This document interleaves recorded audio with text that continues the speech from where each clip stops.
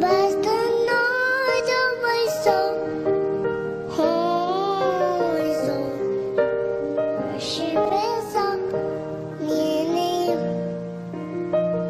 Sing like never before, oh my soul. Oh, Alléluia, Alléluia, Alléluia, Alléluia, Alléluia, Alléluia, Alléluia. nous t'acclamons, nous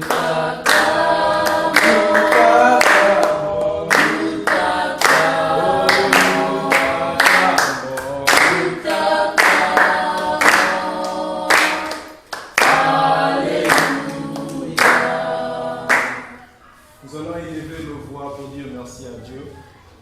Le remercier parce qu'il nous a protégés. Lui dire merci parce qu'il a été avec nous. Prions des Seigneurs. Seigneur Dieu, nous te rendons grâce. Merci Seigneur de nous avoir protégés. Merci Seigneur parce que tu étais là avec nous. Merci Yahweh parce que tu nous as protégés Seigneur. Tu nous as aimés, tu nous as gardés Seigneur. Sois loué, sois exalté pour le bienfait que tu as fait pour nous, Seigneur. Merci Yahweh pour tout ce que tu as fait. Merci pour la grâce. Merci pour la présence de mon frère, de ma soeur en ces lieux, Jésus. Merci Seigneur parce que tu prends soin de mes frères, de mes soeurs. Merci Seigneur Jésus. Nous allons nous tourner encore dans sa présence. Regardez ce que tu as fait, le péché que tu as commis et demande pardon à Dieu. Et demande aussi la présence de son esprit en ces lieux, que son esprit nous dirige. Prions le Seigneur. Seigneur, nous demandons à ce que tu puisses pardonner, Seigneur. Notre marche n'a pas été bonne. Nous sommes égarés, Seigneur. Nous voulons, Seigneur, que tu nous pardonnes. Pardonne-nous, Seigneur. Pardonne nos péchés, Seigneur. On n'a pas été dignes, Seigneur. Nous sommes égarés, nous sommes éloignés de toi, Seigneur. Ton esprit, Seigneur, viens dans ces lieux et habite ici, Seigneur. Ton esprit, Seigneur, nous dirige. Que ton esprit, Seigneur, nous conduit, Yahweh. Alléluia, Jésus. Garde-nous, Seigneur. Garde-nous, Dieu. Ton esprit soit là, Seigneur. Dirige-nous, Yahweh, au nom puissant de Jésus. Nous allons remettre le message entre les mains du Seigneur. Dis un mot au Seigneur. Dis-lui qu'il te parle ce matin. Qu'il soit là et qu'il dispose nos cœurs. Prions le Seigneur.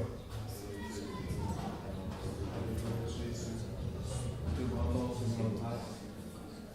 Nous voulons, Seigneur, que ce message que nous voulons t'écouter, Seigneur, que tu nous parles, Seigneur. Parle-nous, Yahweh.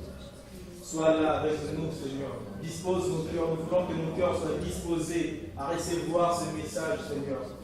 Nous voulons, Seigneur, que nos cœurs, Seigneur, répondent dans ta présence, Seigneur. Parle-nous, Seigneur, au nom puissant de Jésus. Tendre Père Céleste, nous sommes reconnaissants, Seigneur. Merci de la présence de mon frère, de ma soeur dans ces lieux. Merci, Seigneur, parce que tu as voulu que nous soyons là. Viens le moment, Seigneur, où nous voulons écouter ta parole, Seigneur. Dirige-nous, Seigneur. Touche nos cœurs dans le nom puissant de Jésus. Amen. Amen. Alléluia.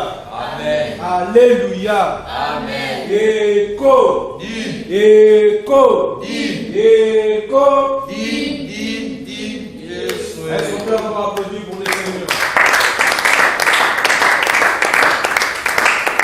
Voilà, qui va me rappeler notre thème? Rapidement, qui va me rappeler notre thème? Oui, Julien. L'attachement à Dieu. L'attachement à Dieu. On applaudit très fort pour notre soeur.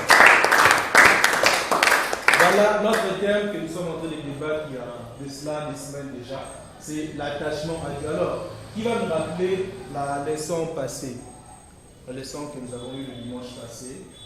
Très rapidement, oui ma soeur. L'attachement par sa parole. L'attachement par la parole de Dieu. Voilà, on applaudit très fort pour notre soeur encore. On nous a parlé de l'attachement par la parole de Dieu. Alors, qui a retenu quelque chose? Quelque chose? Qui a retenu un mot, une phrase, quelque chose de ce que nous avons dit rapidement? L'attachement par la parole. Pourquoi nous devons rester attachés par sa parole? Qu'est-ce que nous avez dit rapidement?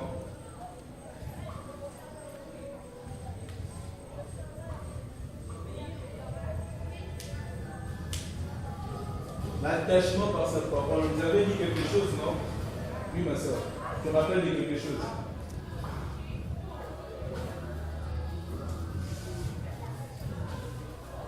Voilà, on nous avait bien parlé de l'attachement par la parole de Dieu.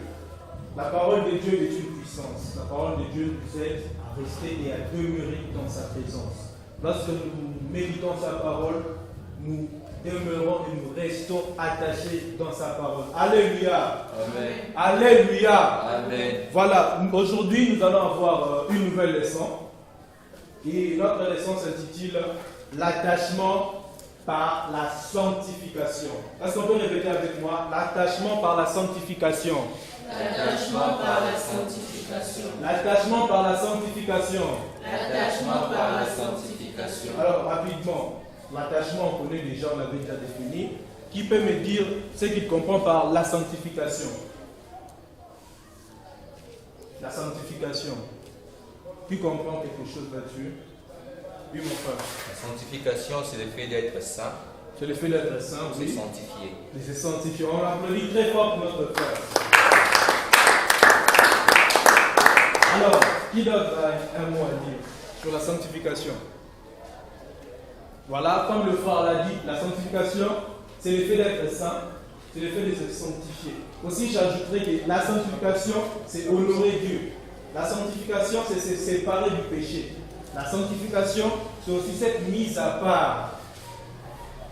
Alléluia. Amen. Alléluia. Amen. Alors, sans plus tarder, nous allons prendre nos Bibles et nous allons lire notre premier passage tiré du livre de Daniel, le premier chapitre, du premier verset au 15e verset. Un frère pour le lire, oui, mon frère. Daniel chapitre 1, du verset 1 au verset 15. La parole de Dieu dit ceci. La troisième année du règne de Joachim, roi de Juda, Nabuchodonosor, roi de Babylone, marcha contre Jérusalem et l'assiégea. Le Seigneur livra entre ses mains Joachim, roi de Juda, et une partie des ustensiles de la maison de Dieu. Nabuchodonosor emporta les ustensiles au pays de Shinar, dans la maison de son Dieu. Il les mit dans la maison du trésor de son Dieu.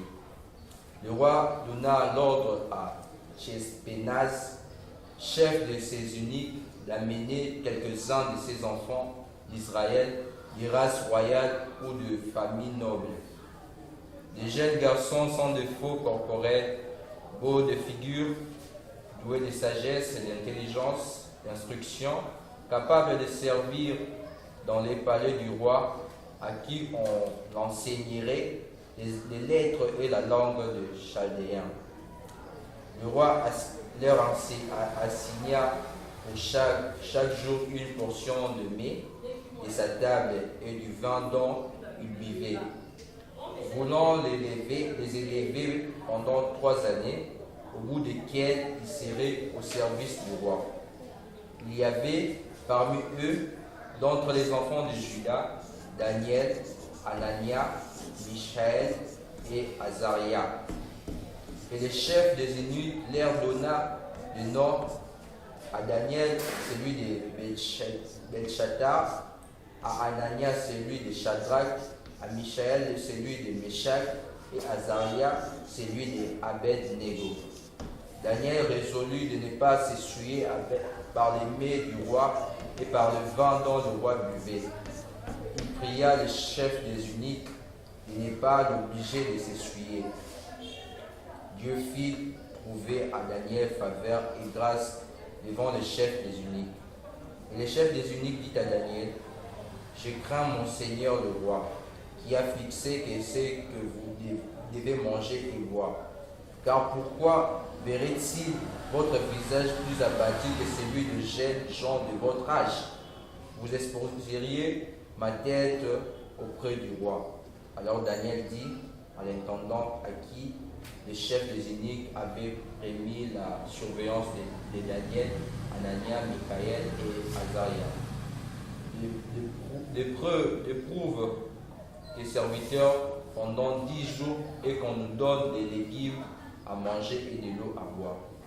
Tu regarderas ensuite notre visage et celui des jeunes gens qui mangeaient les mets du roi, et tu agiras avec tes serviteurs d'après ce que tu auras vu.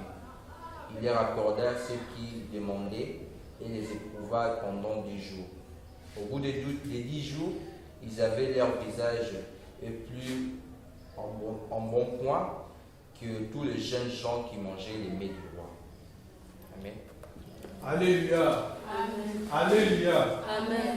Voilà, nous voyons dans notre lecture que le peuple de Juda était dans la déportation.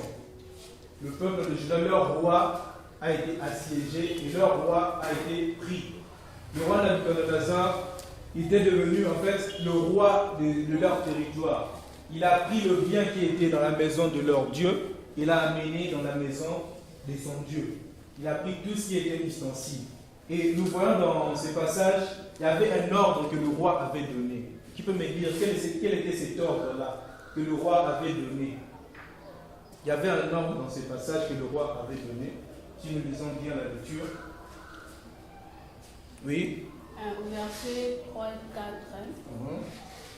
Le roi ordonna à les chefs de ses ennemis d'amener quelques-uns des enfants d'Israël des races royales ou des familles nobles.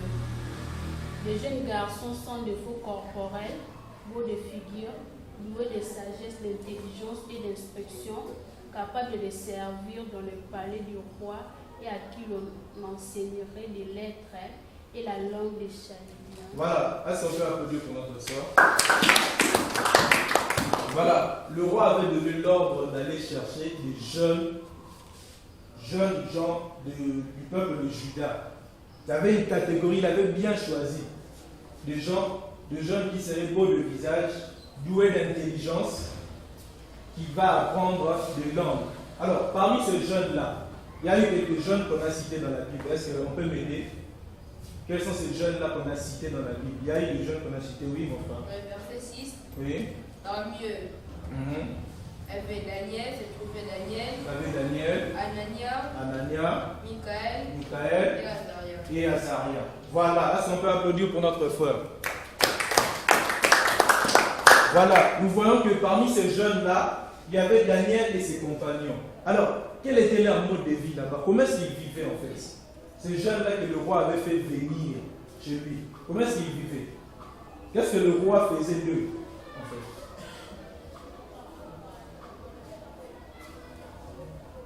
Oui. Le roi leur nourrissait avec ses mains du table. Le roi leur nourrissait avec ses mains du table. Et le vin. Et le vin. On applaudit très fort pour notre frère. Bravo, bravo. Voilà. Le frère a si bien dit, le roi leur nourrissait avec ses mains. Il leur donnait son vin. Maintenant, lorsqu'on voit la façon dont le roi faisait, quelle était l'attitude de Daniel par rapport à ça?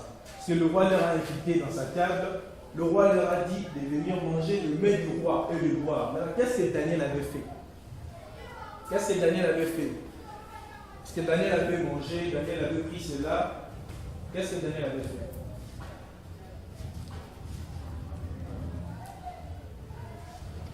Oui, ma soeur. Daniel a refusé de manger. Daniel a refusé de manger. Bravo, bravo. Voilà, nous voyons que bien que le roi leur a invité à prendre ses mets, à boire du vin, mais Daniel a refusé. Alors, qui peut m'aider un peu à m'expliquer pourquoi Daniel refuse-t-il de manger le mets du roi? Pourquoi refuser cela? Parce que le roi t'invite à manger sur sa table et toi tu refuses. Oui, mon frère. Daniel refusait de manger pour ne pas s'essuyer. Pour ne pas s'essuyer.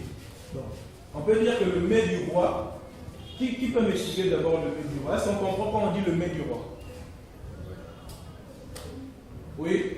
La nourriture du roi. La nourriture du roi, oui. Donc, dans ces mets-là, il y avait beaucoup de nourriture.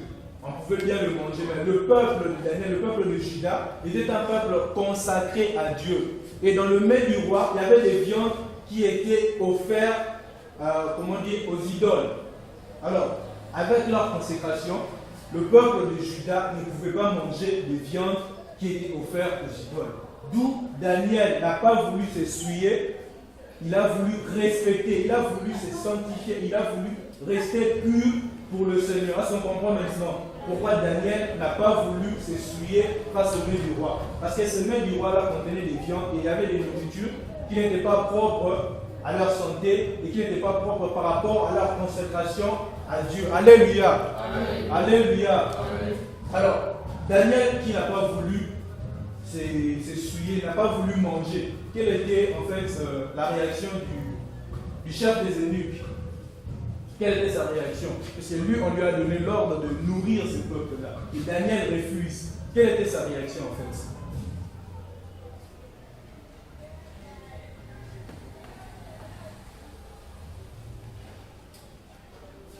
Rapidement.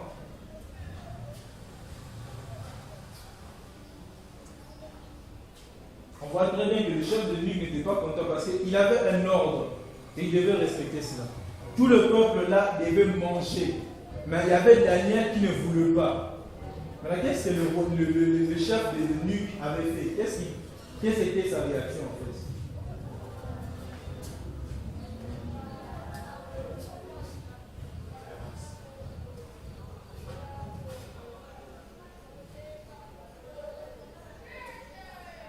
Oui, mon frère. Au verset 10, ça lui dit, le chef des eunuques dit à Daniel, je crains mon Seigneur le roi, qui a fixé que vous devez manger et boire, car pourquoi verrait-il votre visage plus abattu que celui de jeunes gens de votre âge?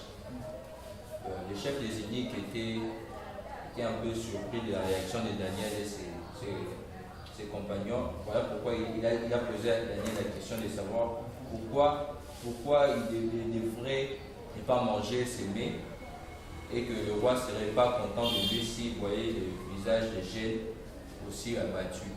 Voilà, est-ce qu'on peut applaudir pour notre frère?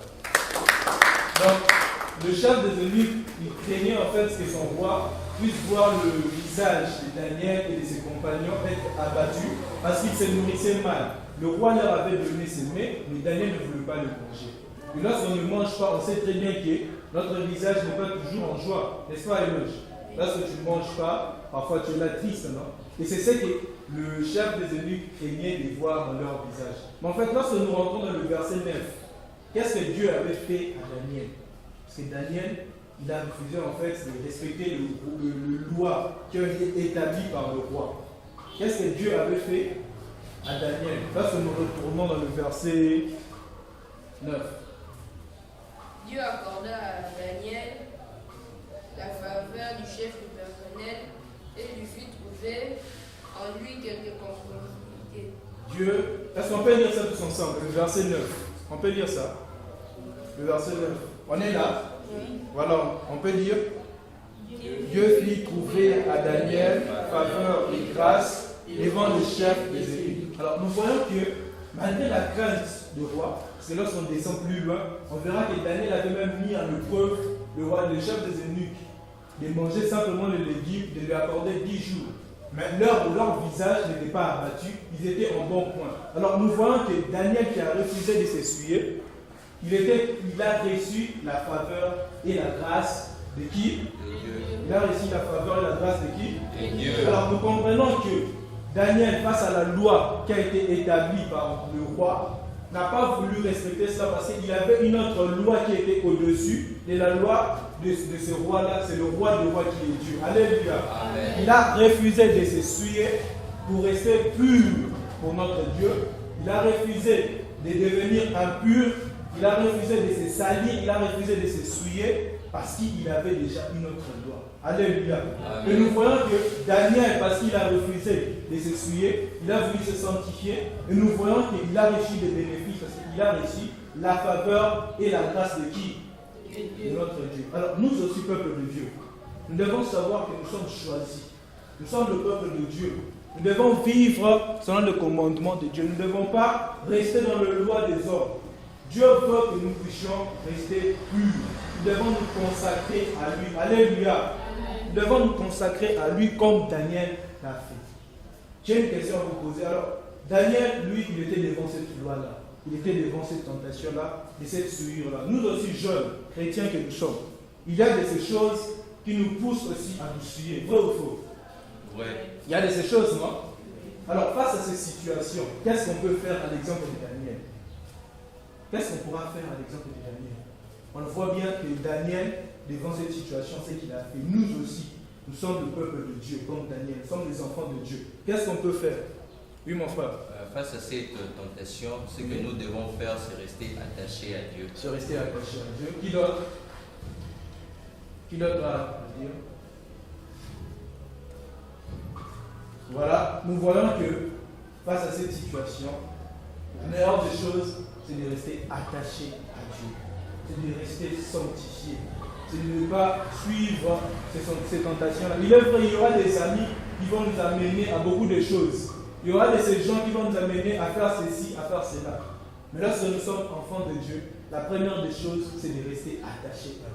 Nous devons rester attachés à lui comme on l'avait dit par la prière, par la parole de Dieu. Et aujourd'hui, on voit que nous devons aussi rester attachés à Dieu par la sanctification. Alléluia. Amen. Alléluia. Amen. Rapidement, nous allons lire notre dernier passage, 1 Thessaloniciens 4, 6. Rapidement.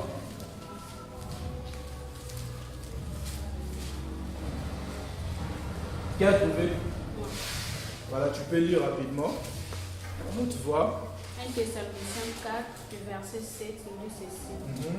Car Dieu ne nous a pas appelés à l'impureté, mais à la sanctification. Voilà, car Dieu ne nous a pas appelés à la pureté, mais à la sanctification. Donc nous voyons que même Dieu ne nous appelle pas à être impurs, il nous appelle à la sanctification. Donc, peuple de Dieu, enfants de Dieu, jeunes que nous sommes, peu importe les tentations, peu importe les amis qui peuvent nous amener à nous souiller, nous devons rester attachés à la sanctification, car Dieu veut que nous restions saints. Alléluia. Amen. Alléluia. Amen. Alors nous allons chanter notre cantique qui se rappelle de ça. Mon Dieu plus près de moi. Nous allons nous lever et nous allons chanter ces cantiques.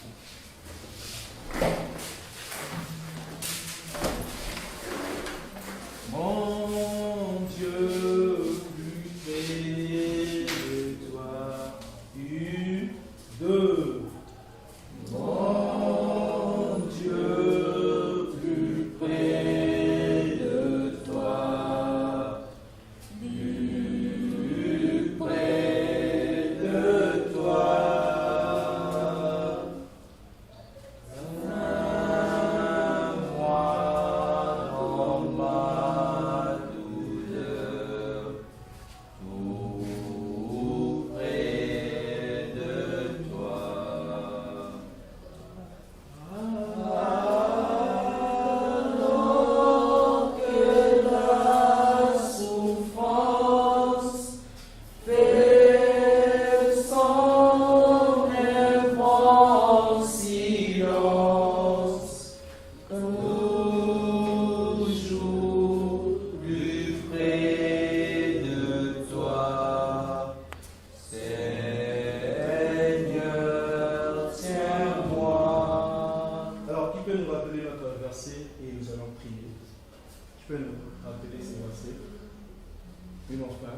L'attachement par la sanctification.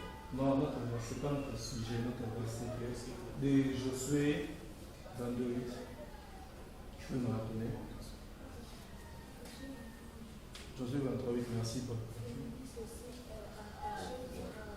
À haute voix, s'il vous plaît. Josué 23, 8, dit ceci: attachez-vous à Dieu, à Seigneur votre Dieu par votre. Voilà, nous allons lire ça rapidement, ça n'est pas trop tâtonné. Josué 23, 8. C'est ça les versets que nous devons retenir.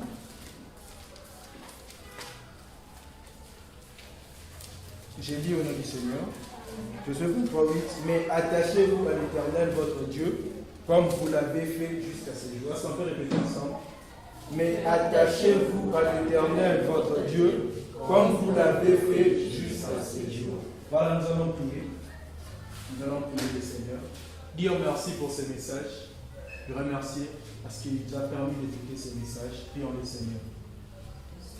Seigneur Dieu, nous te recommandons, nous te remercions encore pour ces messages. Merci Seigneur parce que tu as permis à ce que nous puissions encore être édifiés par ces messages.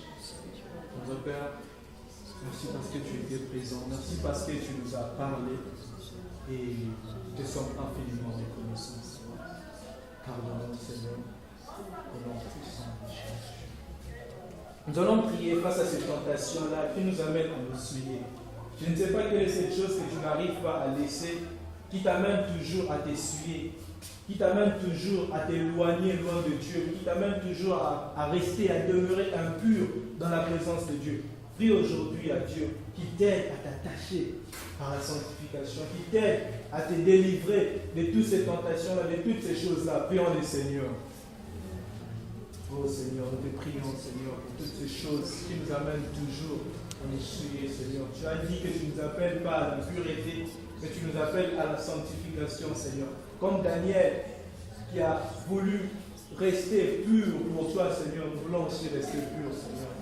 Nous voulons aussi demeurer dans ta présence Seigneur. Garde-nous Seigneur. Nous voulons Seigneur demeurer près de toi Seigneur. Nous voulons être attachés dans ta présence Seigneur. Garde-nous, Seigneur. Alléluia, Jésus. Au nom puissant de Jésus. Merci, Jésus. Merci, Jésus. Merci, Jésus.